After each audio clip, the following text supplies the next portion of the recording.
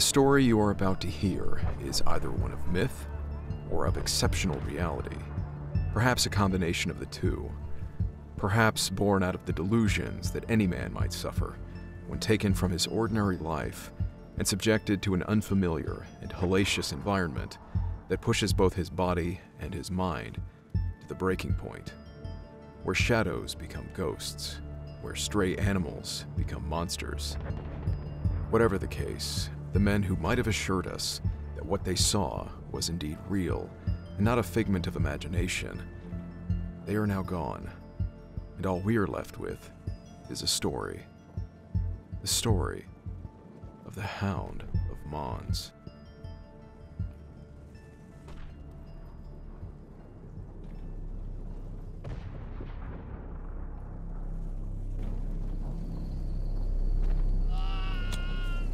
Well, I say we have a go at it. Yeah? Try and pull him over? Yeah. After you, mate. Listen, we can't just leave that poor sod out there. Think if it was you. You'd want us to come and get you, wouldn't you? Don't be daft. We head out there, we're as good as dead. You know that. Could be a damn Hun for all you know. Listen, he sounds close enough. All we need to do is just slip over. We're not going out there. You hear me? It'll get us just like it's gonna get him. What? Before what gets us? I've seen him out there, you know? Walking about the fog. Like a phantom. Just watching us. That beast. Oh, who's being deaf now? Do you honestly believe that lad of bollocks? About a dog? I've seen the bodies. Gutted. Torn to bits. Shut it, all right? Shut it with that talk. Doesn't do anybody any good.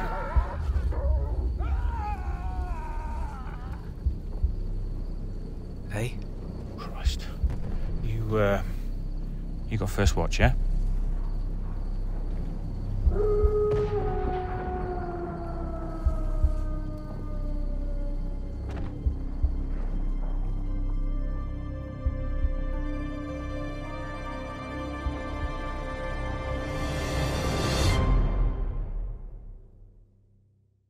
One single shot.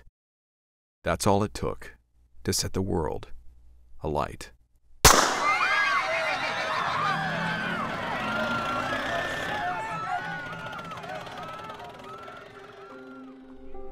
The report from the assassin's pistol echoed through the streets of Sarajevo, its earth-shattering effects rippling through the great powers of Europe, already poised and teetering on the edge of conflict.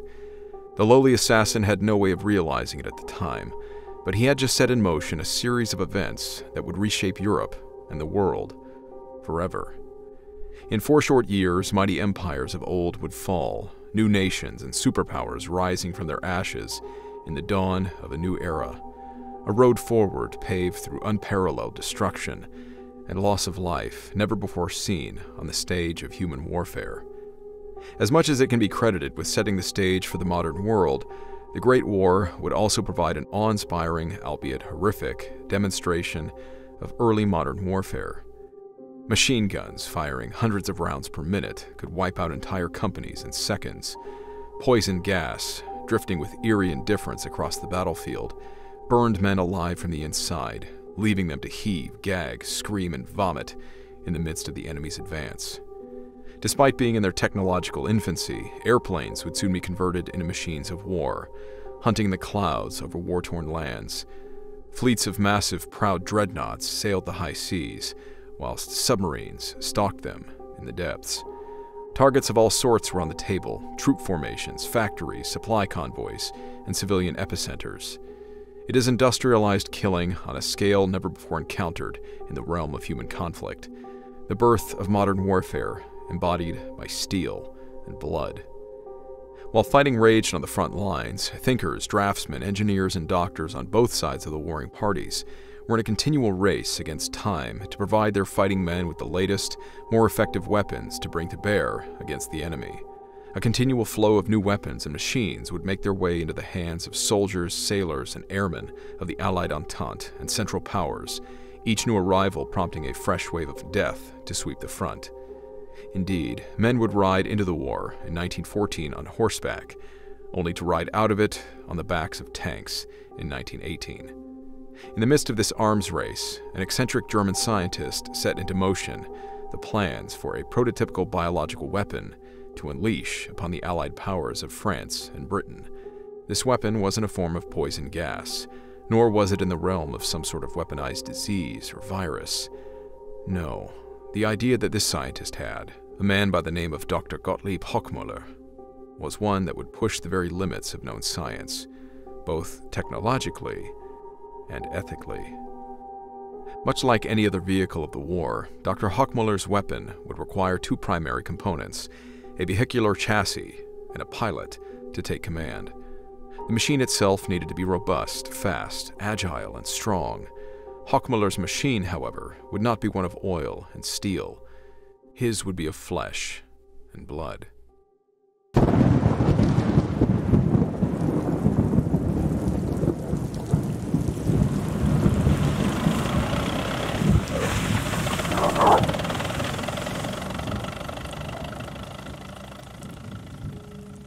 The cadaver chosen as the base plate of the prototype was a massive Siberian wolfhound.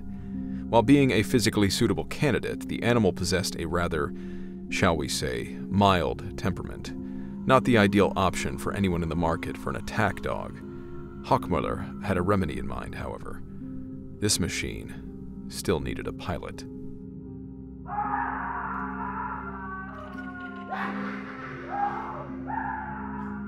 As the war transitioned into a stalemate, the savagery of frontline combat began to take its toll on the men fighting on both sides of the line. In Germany, hospitals and asylums alike were rapidly filling up with young men who, despite bearing little to no physical wounds, were mentally shattered by war's horrific nature. It is amongst the ranks of these poor, fractured souls that a predatory Dr. Hochmuller scouted for his ideal recruit. The prime candidate was found securely locked away from his fellow inmates and hospital staff for their safety. Whilst his mind was irreparably damaged by the inhuman sights of the front, the soldier's combat instinct and yearning for violence remained. In fact, it seemed to all observers that spilling British blood, in particular, seemed to be his one, all-consuming motivation, dominating every word, thought, and action. The doctor looked upon the young soldier, driven mad with bloodlust, and saw nothing but potential. The young man's body would be of no use to him, however. It was his brain, with all its yearning for violence, that was the final piece in the doctor's puzzle.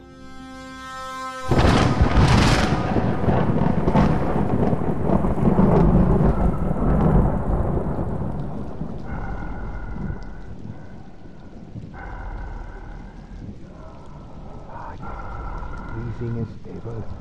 Good voice. How would you listen to those lungs?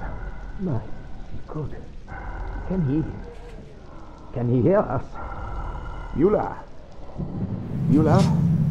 Can you hear me? Come towards my voice, lad. Guten Himmel. Good man, Mueller. Good man. Do you recognize your name? Does Mueller ring a bell? Avi? Sure, he's alright. Doesn't sound too good.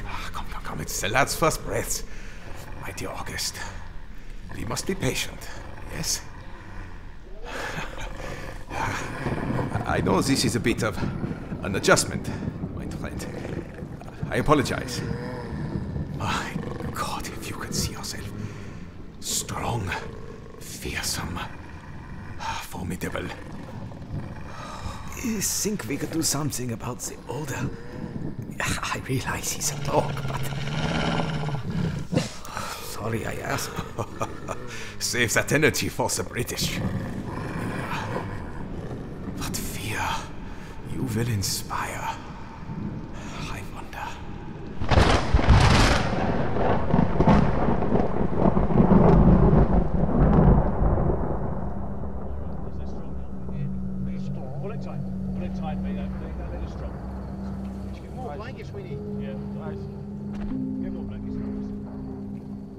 The night of November 14th, 1914 was in no way unique or spectacular, at least by the standards of the now solidified Western Front. The late fall air coursed over the battlefields and into the trenches, prompting the dampened, mud-caked soldiers to shiver in their boots, their teeth chattering as rapidly as the Hun's notorious machine guns. Still, despite the less-than-ideal conditions, there was work to be done. While no major pushes loomed on the horizon, common actions such as trench raids and reconnaissance patrols into no man's land were more than enough to keep both sides on their toes during the frequent lulls in the action. Alongside 4 other colleagues in the London Fusiliers, a young Captain Yeskis prepares to spearhead one such venture beyond the wire.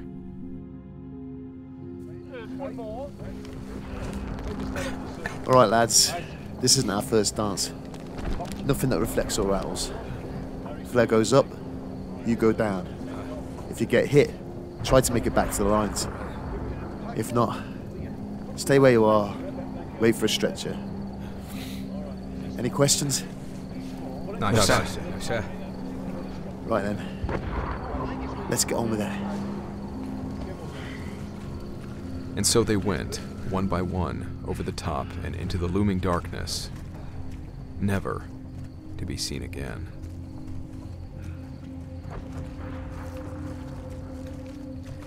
Not alive, anyway.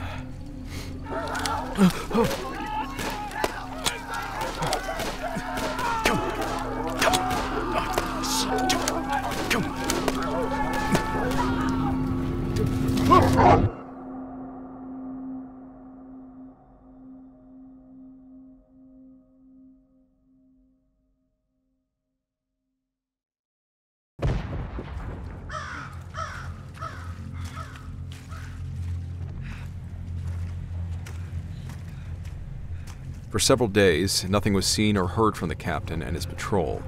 Many speculated that, like many patrols that had ventured into the void between the lines, the men had simply fallen to any number of perils: snipers, artillery, machine guns, parties of enemy soldiers. None of those, however, could account for the truly horrific fate that befell Captain Yeskis and his men.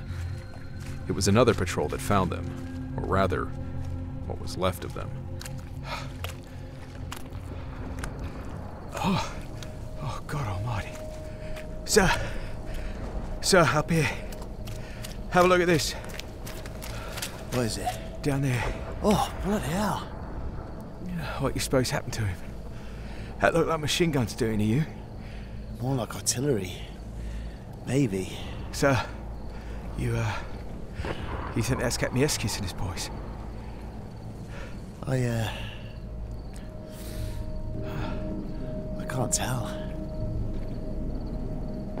All 5 men had been brutally mauled, their throats and bodies shredded, not by bullets or shrapnel, but by the razor-sharp claws and teeth of a bloodthirsty beast. Their faces, barely recognizable through blood and mutilation, were frozen in the horror and unimaginable pain of their final moments. An overwhelming feeling of dread and foreboding swept the British lines near the Belgian town of Mons. These men, having been subjected to months of savage fighting, were no strangers to death. They were well acquainted with it in all manner of speaking. Still, the fate of Captain Yeskis and his men haunted them. Like wildfire, tales began to spread throughout the ranks. Sentries, ever watchful of the land beyond the relative safety of their trench, spoke of a hellhound prowling in the darkness, almost carried on the mist and the fog that loomed over the desolate wasteland. Some nights, when the moon shined just right, some swore they caught the reflective eyes of a beast staring at them from the enveloping darkness. Tall tales of monsters and phantoms were nothing new to the men on the front. Much like the many myths that came before them, they often dismissed these claims as tricks of the mind due to fatigue or, in some cases, loss of sanity. But no one could deny what was heard from the darkness beyond the front line. Blood-curdling, hair-raising, primal, animalistic tones blending with hints of detectable human rage. It was not the bellowing howl of any natural beast. It was a battle cry, a warning to its prey, men clad in British fatigues. The hound was out there, and it was hungry.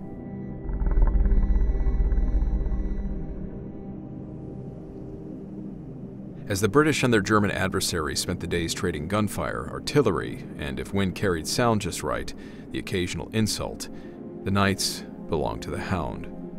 Patrols sent into no man's land under cover of darkness were wary of the supposed danger that stalked them in the night. Even those who didn't believe in the stories couldn't shake the image of those two glowing eyes, reflecting in the night, watching them. Still, over they went. More often than not, it seemed, they never returned. The bodies would always be found in much the same way. Their throats slashed, flesh torn away in chunks, entrails left scattered and exposed about their mutilated forms. Night after night, this cycle of death continued, until, almost as soon as the Hound's reign of terror began, he vanished, seemingly without a trace. The war would carry on, the Hound of Mons becoming nothing more than another soldier's myth in a conflict that was becoming ever more difficult to understand. But to the men who had heard the beast's terrible, otherworldly howl, or locked eyes with its predatory gaze in the darkness, it was horrible, terrifying reality.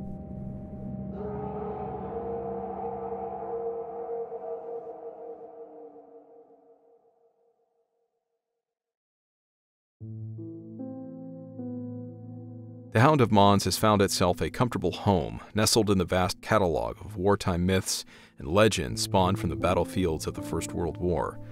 From spectral armies of medieval archers, bands of cannibalistic madmen lurking in no man's land, to ghostly encounters of fallen comrades, there are few paranormal stones left unturned by the men who witnessed the war's carnage. Plenty of these claims can be chalked up to one reasonable explanation or another.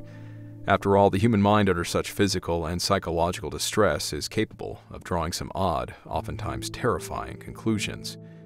So what of this supposed Hound of Mons? Is it yet another frontline myth? Or was some sort of inhuman weapon truly unleashed upon the British in 1914?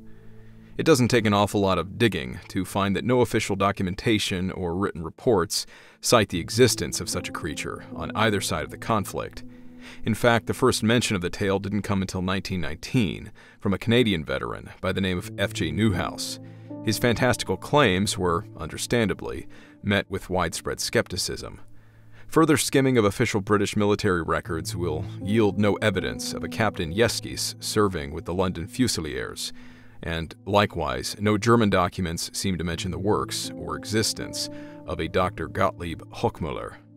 Newhouse was adamant that he himself had seen documentation proving the existence of Hochmuller's experiment. However, said documents have conveniently never surfaced. Still, without even delving into the official history, there do exist other, more grounded theories. The first culprit that often comes to mind would be that the supposed Hound of Mons was nothing more than a common wolf. Western Europe was indeed no stranger to large populations of these incredible predators, boasting large populations around the time of the 15th century. However, continued, oftentimes hostile encounters between wolves and humans led to a concerted effort throughout much of the continent to wipe out regional packs. In Belgium, where Mons is located, the last wolf was thought to have been killed in 1898, over 15 years before the Great War began. Some other corners of Europe, namely England, have wiped out their respective wolf population as early as the 16th century. In recent times, wolves have begun to make a small comeback on Belgian turf, with two small packs of around 10 to 12 strong thought to be active in 2022. Taking into account the migration of these animals, combined with the general hit or miss accuracy of early 20th century documentation, is it possible that Belgian wolves endured beyond their supposed extinction in 1898? A young British soldier, having never seen such a powerful predatory canine on his home island, would no doubt be taken aback by the sight of a massive dog wandering about in no man's land, or be shaken to the core by its eerie trademark howls in the night. And with plenty of fresh meat in the form of fallen comrades being in no short supply. The Hound of Mons is an oddity in the realm of battlefield myths. While it is admittedly an absurd premise, it offers a unique insight into the minds of the young men who witnessed the war's unrestrained brutality. The soldiers of the Great War, many of them quite literally children, were immersed in an environment so cold, unfeeling, and inhuman that the very reality they were presented with was in and of itself surreal to the point of incomprehension. The human mind, fatigued and fractured by the soul-taxing nature of combat, we'll attempt to make sense of it all. Anything to rationalize the hell going on around it. Shadows in the fog take the shape of demons, specters, and beasts. Flesh torn by bullets and shrapnel are the work of predatory fangs and claws. While the story of the Hound of Mons may be nothing more than a work of fiction, the potential sentiment behind it may very well ring true. That in the face of war's hellish reality, the mind will see what it wants to see. Lingering, watching, waiting, hunting, in the land beyond the wire.